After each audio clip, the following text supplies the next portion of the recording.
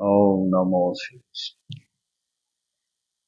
একং শাস্ত্রং দেবকীপুত্র গীতম एको देवो देवकीपुत्र एव एको মন্ত্রস্তস্য নামানি জানি কর্মাপ্যেকং তস্য দেবস্য সেবা। দেবকীপুত্র শ্রীকৃষ্ণের মুখ নিঃসৃত শ্রীমদ্ ভগবদ্ গীতাই হচ্ছে শ্রেষ্ঠ শাস্ত্র। দেবকীপুত্র শ্রীকৃষ্ণই হচ্ছেন মুখ্য আরাধ্য দেব। এই ভগবান শ্রীকৃষ্ণের নামই হলো মুখ্য মন্ত্র এবং পরমেশ্বর শ্রীকৃষ্ণ ভগবানের সেবা করাই হলো মানব জীবনের সর্বশ্রেষ্ঠ কর্ম। পরজগতের মানুষ সব ধরনের জ্বালা যন্ত্রণায় ওষ্ঠাগত প্রাণ। তারা আকুলভাবে প্রার্থনা করেছেন একটি শাস্ত্রের, একক ভগবানের, একটি ধর্মের ও একটি বৃত্তির। তাই সারা পৃথিবীর মানুষের জন্য একক শাস্ত্র হোক শ্রীমদ্ ভগবদ্ গীতা। সমগ্র বিশ্বের একক ভগবান হন ভগবান শ্রীকৃষ্ণ।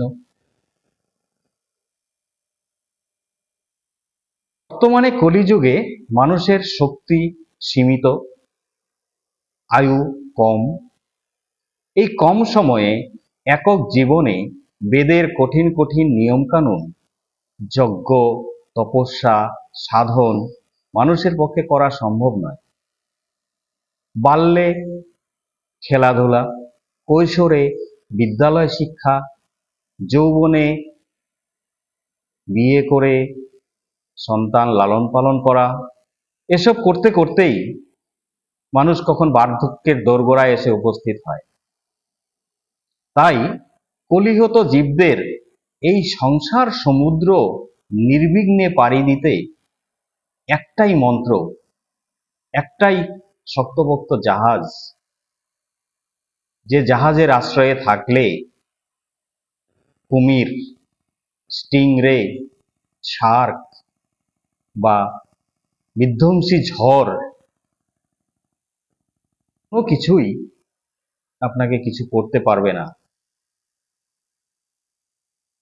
এই একটাই মন্ত্র আমাদেরকে দিয়ে গেছেন 16 নাম 32 অক্ষর, হরে কৃষ্ণ কৃষ্ণ কৃষ্ণ হরে হরে, হরে রাম রাম রাম হরে হরে।